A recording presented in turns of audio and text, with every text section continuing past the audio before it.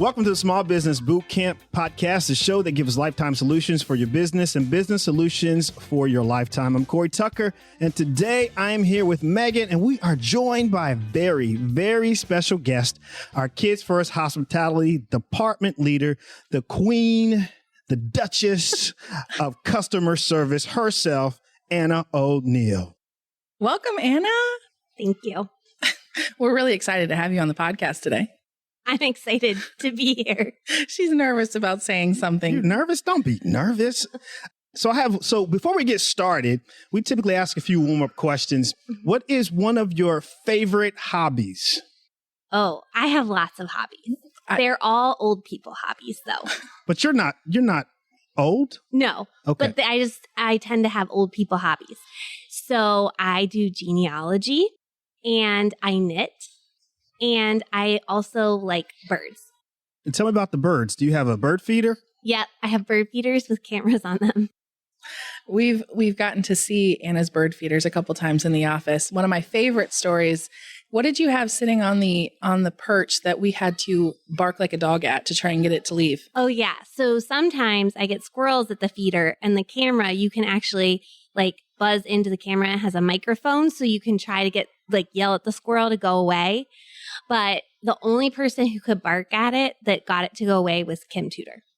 So Kim, our accountant, was barking like a dog to get the squirrel away from the bird feeder. That's one of my favorite stories. Yeah, and you probably shouldn't include it because it would embarrass her. Oh, perfect. I'm keeping it in. We'll definitely keep that in. Me, hobbies, I love hanging out with my dog. I got a dog this last year, and I've never had a pet in my life. And so I have this 1-year-old Bernedoodle, Winnie, and we like to go to parks and just hang out.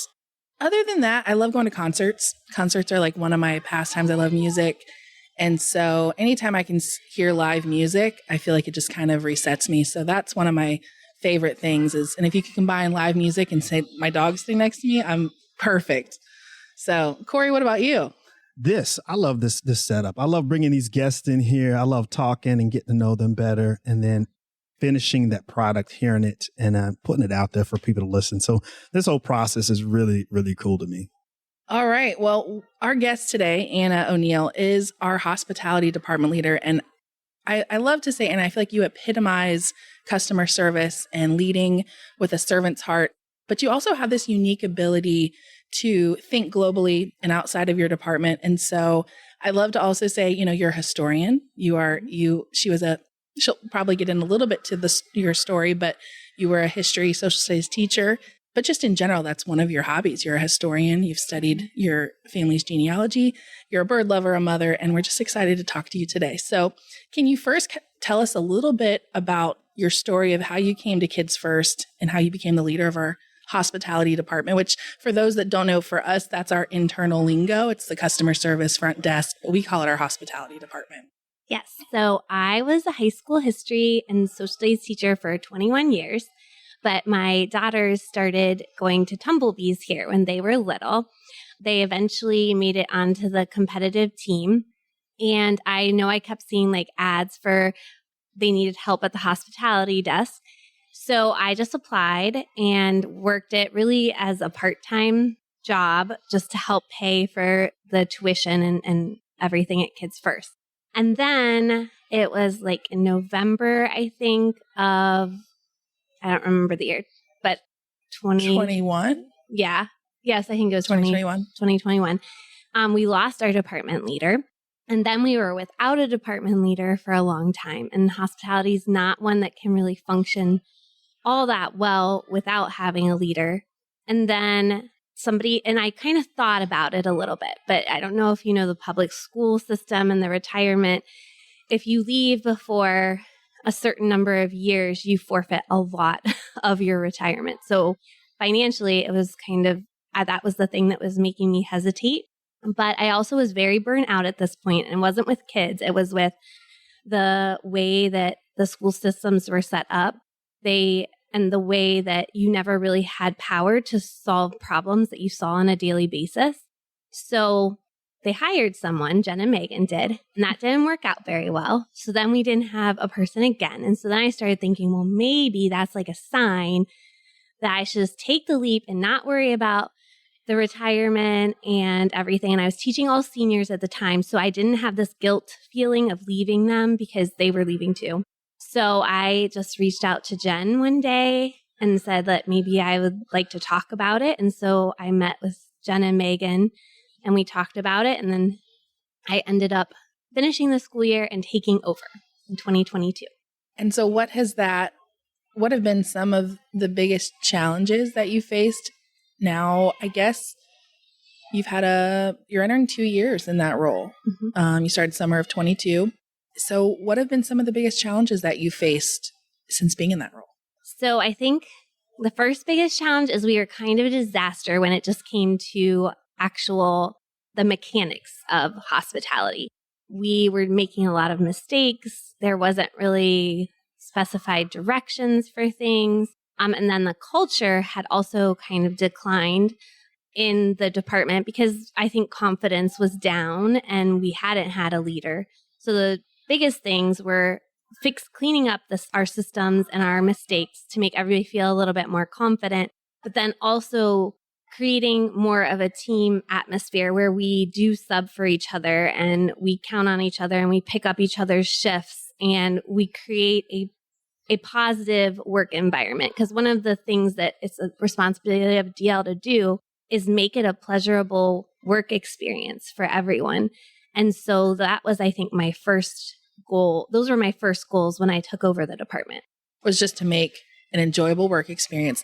And I think as I kind of take back that history, we had a really great leader coming out of COVID, but it was COVID. Mm-hmm. And there was a lot coming at us for that next year, all those credits and all the just trying to get kids back and the stressors that came with that. And I think there was a lot of staff hired in that process because I think we lost some in COVID, and I'm sure the training was lacking because we were so focused on other things. And I think then in the transitions, they just kind of got lost. They got lost in the training. The culture kind of was lost, if you want to say. And I think that was very clearly a focus for you when you got in there, was to fix that, kind of repair that culture and build that customer service back, but just kind of building it all within. I think that first year for you was building that team up. Can you talk about some of the things that you did, kind of bringing that team together and building them up? Yeah. So it's kind of interesting to compare our very first team dinner. So in May of 2022, I got our whole team together because I felt like we needed to be outside of Kids First. Some people had never even met each other because they didn't work similar shifts. So we went to dinner at this restaurant that's near Kids First, and it was just this most kind of awkward dinner. It was like kind of a work session. We had everybody had questions at their place settings that we started to talk about and discuss. And some of them were like get to know you questions. And then some things were about our role. The teacher in you really came out. You had a lot of prompts and activities for them to do. Our placemats were schedules from, I had pulled them out, and they were laminated schedules from the 80s. So, because I wanted us to understand the history. Plus, it also broke the ice a little bit because we could look at the menus and be like, oh my gosh, we don't even have this program anymore. But it was just very awkward and it didn't feel natural. And so if you fast forward this past November, all of the team went to a dinner again. So that's a year and a half later. Mm-hmm. And it was just a completely different experience. Everyone was just enjoying each other, and there was so much laughter, and just everyone feels at home now. And so I think those two dinners really exemplify what had to happen based off the first dinner and then where we've come. And was the second dinner one where you also had the option to stay at the hotel that was connecting to the restaurant? Yes. So some of you guys even had a little overnight hangout session. Yeah. But I even remember you talking about that first dinner, and there were people that didn't like each other. Mm-hmm. There was people that just had, even if they had worked together, there was just some conflicts and some tension. And then fast forward, and now they're rooming together at the hotel. They're I think that's just such a testament to what you built over that year and a half leading up to that and since in that department, and just building a culture where everybody, I think, appreciates everyone's differences and how everybody kind of comes at things differently, but also they're tied to the same values and the same lingo and things that you want from your department, and also just have embraced that culture that you've set, but also I think turning that to how they impact the customer experience. I think that's been a big focus for you lately. Can you talk kind of how you've been focusing on that client experience and how you guys impact that and what you can do to build into that? Yes. So the goal now, like since we've kind of gotten over those initial hurdles, is how do we get that 1% better than we already are? And so some of it has come from a lot of reading that I've been doing. So Unreasonable Hospitality, Be Our Guest, the Customer Service Survival Guide, different authors. And what I'm trying to do is now get us all just thinking. And I work with all adults. They all have, for the most part, full-time jobs. And this is like a side job for them. I don't have employees that are full-time in my department. So it's trying to bring us together to start to at least have conversations about how we get to be a little bit better. So this summer, we're doing a summer reflection series. And about every 2 weeks, I'm pulling a part of a book and we're reflecting on that part of the book. And everybody's doing it on their own, but then I'm bringing it back together in our weekly newsletter and sharing what people are like ideas people are brainstorming, but also like this past week, it was more about reflecting on a bad customer service experience, like and telling the specific story of what they didn't like. And so I think we're looking at it from the opposite perspective, and I'm compiling all those results. And then we're also talking about those in our heart-to-hearts, our one-on-one conversations. And that I think has almost been better, like looking at it from the opposite than instead of what can we do to be better? And we're looking at it from what do we not like? I think that's actually gotten us thinking more and growing more. Yeah, I think sometimes it is hard to articulate what creates that top experience, but we all know when we've not had a good experience and what shaped that. So you came in the other day and you were sharing, I just love, number one, that you are focused on how to make that experience, because you guys do give great customer service. I think we're known for taking care of our families, but that you're focusing on how to make it better and how to make it world class. And you came in the other day and you were talking about a conversation you had with Alex, one of our employees, and just who's a great employee, but just that reflection that you were asking them to do had him thinking about something. Correct me if I'm wrong, but I think it was how to knee jerk to yes instead of no. How do we say yes before we say no? Can you talk about that just for a second? Because I love that. I love that you're even having them think about it rather, because it's hard to lead a group of adult staff and I think change how they do customer. I mean, I think for adults, it's a lot easier for us to talk about how to shape teens and how to shape young adults.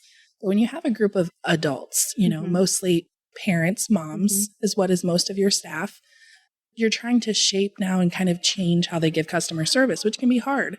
But can you talk about that experience with Alex? Yeah. So I also, every morning, I send like a daily updates to anybody who has a shift that day.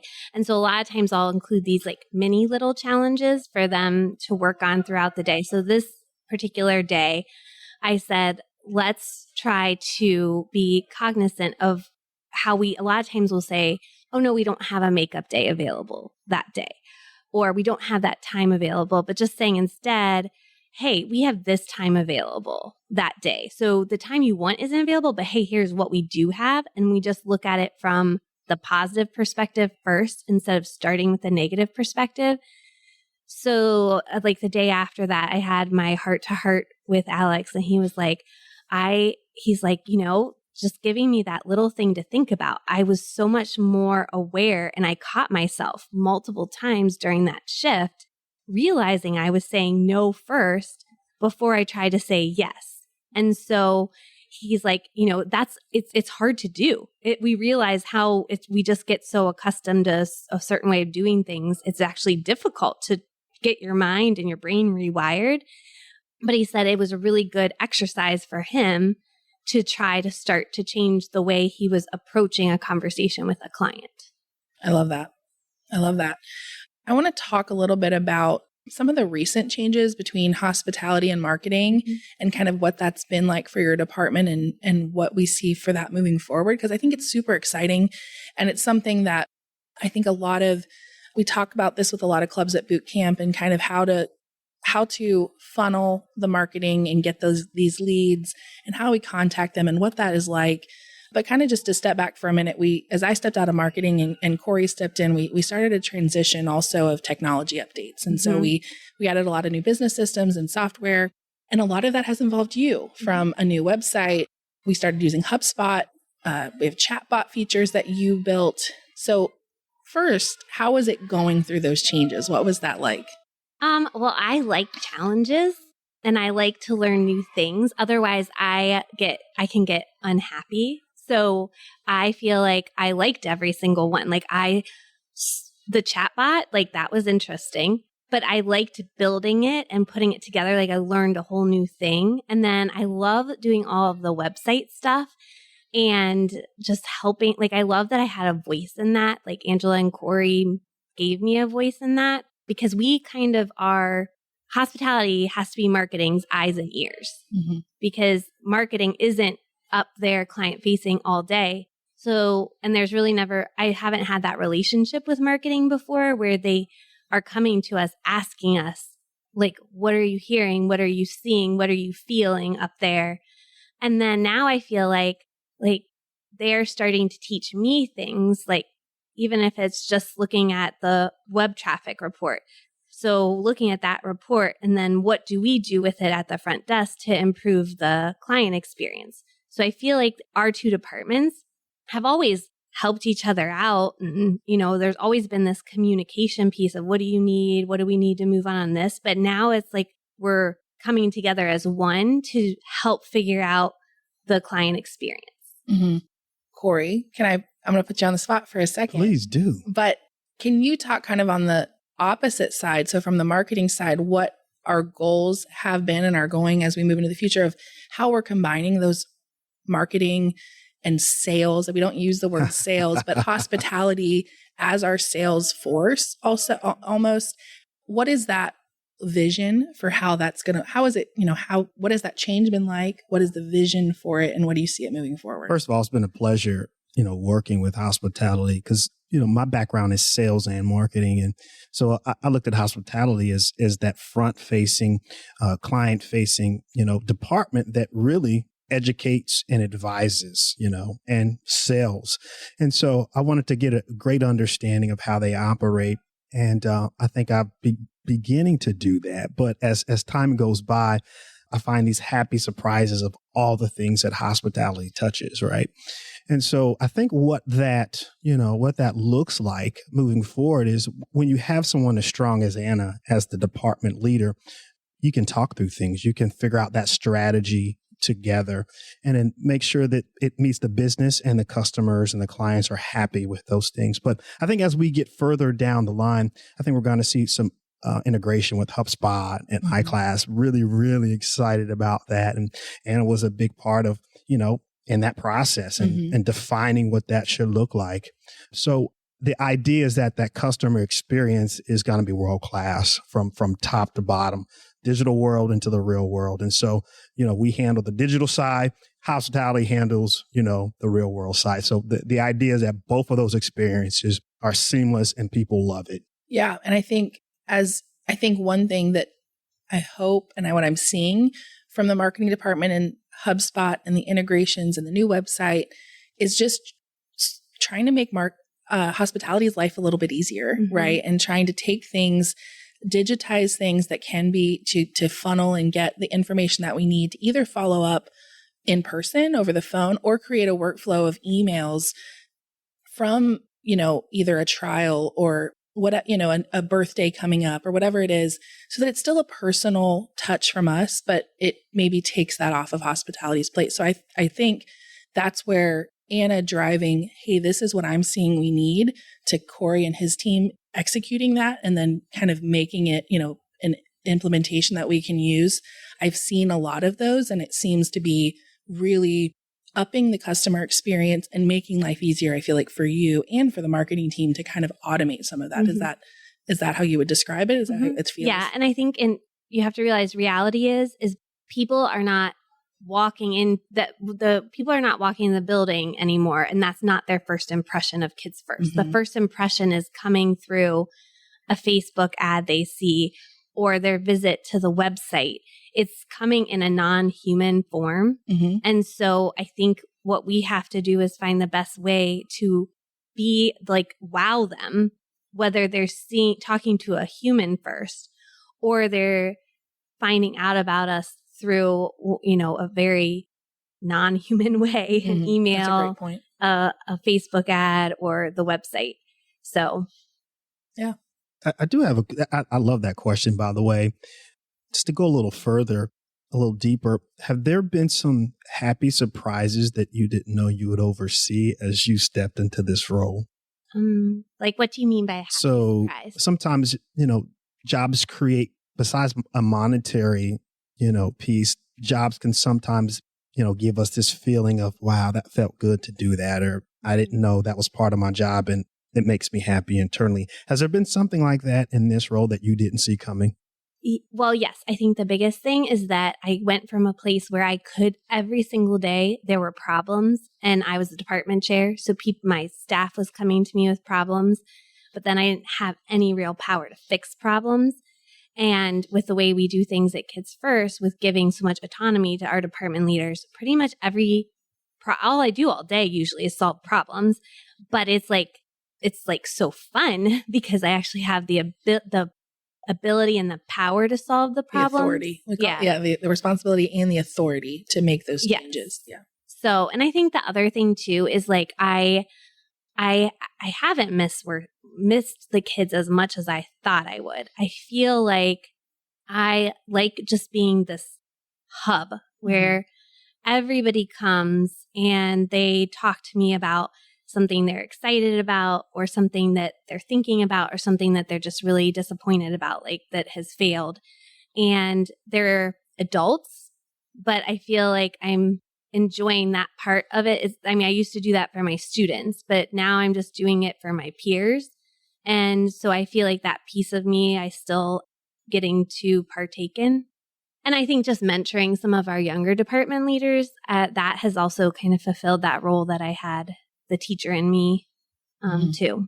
Yeah, it's actually, it's been cool to really watch you embrace that leadership piece. And it's true, you are the hub in that space there and people come to you. And so it's great that you have the type of personality to take that in and be able to spread that out as well. So it's been really cool to see and be a part of.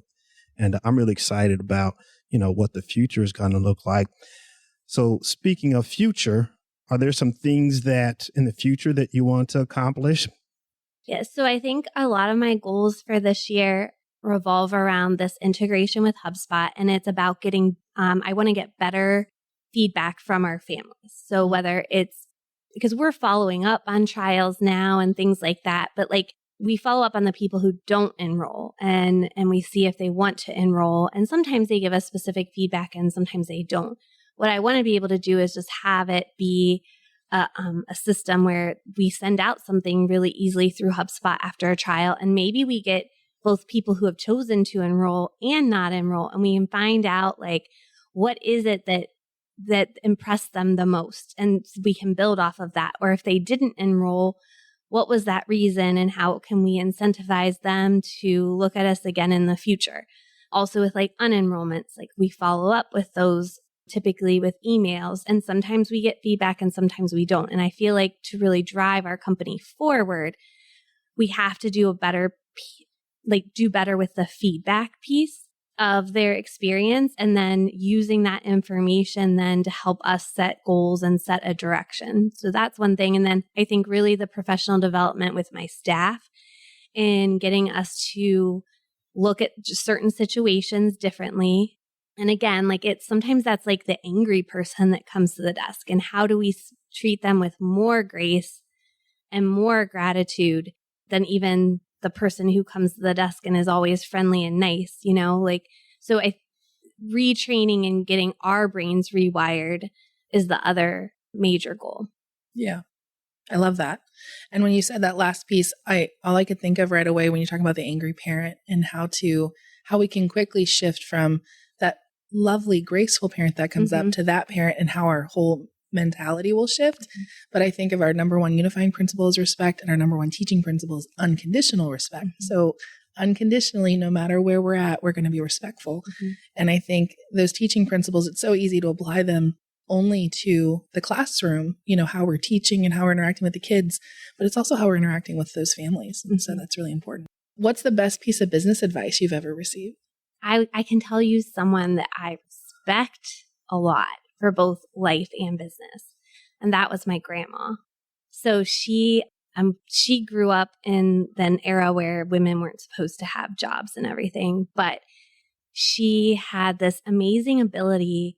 And like, this is who my role model should be, is before she got married, she was very involved in her family's business. And I've been reading all these letters because my grandma, she kept everything. She kept all of her business letters, everything. And the one thing that I've learned by reading those is that she was so personable and she was so kind with everybody who worked under her. But then she also had this way of like drawing the line and being firm when she needed to be. And I think that is like what my goal is. Like, I want to be this good leader. I want to have empathy and all of those things, but I also want to be able to do it in a way where I can be firm and draw that line when I need to. I don't know. No, that's good. I want to shift gears for just a second to you. You're a Kids First parent as well as a Kids First employee. And we talked to Heather, our cheer department leader, a couple of weeks ago about her experience, but she was first an employee for a long time, and then she became a mother, and then her kids became a part of the program.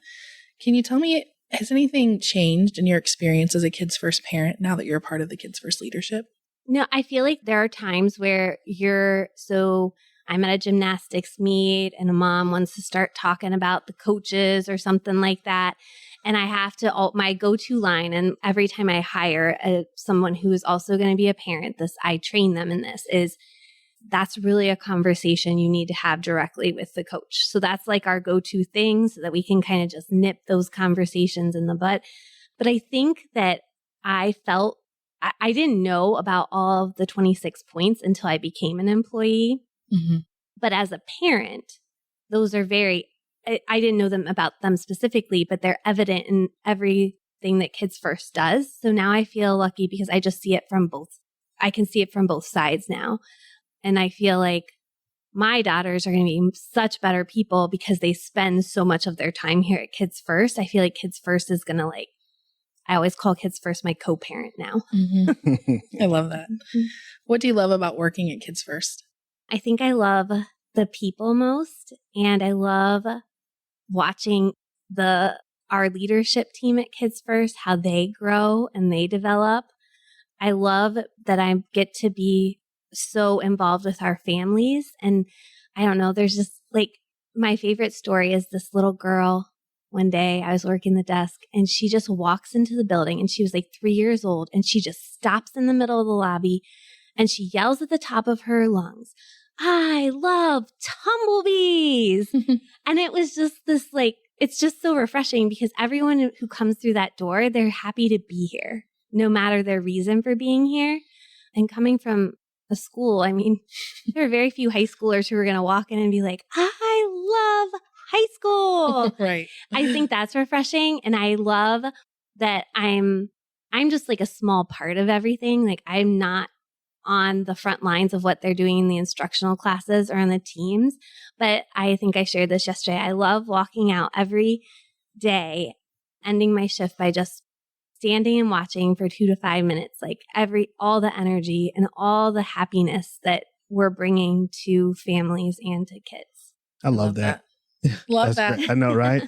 So speaking of legacy, right? You talked about your grandmother, excuse me. My grandfather was the guy I looked up to. What do you want your legacy to be? I think I would want people to always refer to me as being a servant leader, because I think that's what's the most important to me. My job is, it's not for glory or fame or anything like that. What makes me feel fulfilled and what I wish more people could do is see leadership as serving others. And that's, besides serving the client, a lot of what I do here at Kids First is I serve everybody else. And that is very fulfilling. And I wish more people saw real leaders as that. Yeah, you nailed that. It's so true. I mean, that's what leadership really is. Mm-hmm. It really, I like that. So next up, we have rapid fire questions. Oh, God. Oh, don't be scared. Well, I've chose one, and I don't know if you're going to have a short answer, but I just want to know because you love history. If you could pick 3 historical figures to have a dinner with, who would it be? Okay, so the first one at the dinner would probably be George Washington. You had to say because of his role in the founding of America. And I do think that he is a very handsome man. He is my historical crush. So I would like to see him live and in person. Got it. I think she referred to him once to me as her honey bunny. Yes, he is my historical honey bunny. The second one would be probably, maybe you've never heard of her, but her name is Alice Paul. And I always think, like, why does history choose to remember some people and not other people? And, we always talk about Elizabeth Cady Stanton and Susan B. Anthony, and those were the women who got, worked on this, getting us the right to vote. But Alice Paul was the one who was actually there at the end, and she went on a hunger strike in prison. And that hunger strike got leaked to the media. We were in the midst of World War I, and it looked really bad that we were fighting for democracy around the world. And then it gets printed all over the place that we were imprisoning this woman, and she was arrested for protesting outside the White House because she wanted the right to vote. So I feel like I would like to have dinner with her. And then the other one would be Claudette Colvin. Again, we always remember Rosa Parks as the person who gave up the seat who refused to give up her seat on the bus. But Claudette Colvin was actually a 16-year-old girl who did a year before Rosa Parks. And her case was actually in front of the one in the Supreme Court at the time that Rosa Parks did it. And so I would love to be able to meet her and talk to her about her bravery and like why she made that choice and that decision. And, she's not in a single history book. But Rosa Parks is, and Rosa Parks was amazing too. It's just, why did we choose to pick one and not the other? So. All right. I love that. I'd love to be at that dinner table. Yeah. Favorite saying? Oh gosh. Go ahead and say it. Well, no, I'm not going to say that one. My favorite saying is actually, I always gave this to my kids, my students, and it's from The Lion King, and it's remember who you are.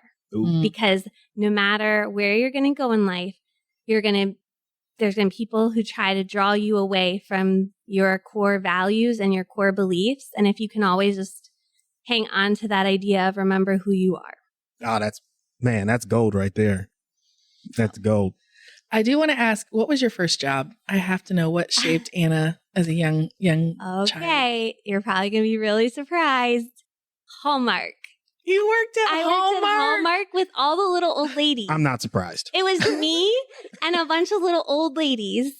I love it. And you loved every single day of it, didn't you? Oh, yes. Did they teach you to knit? No, I taught myself. You already knew that.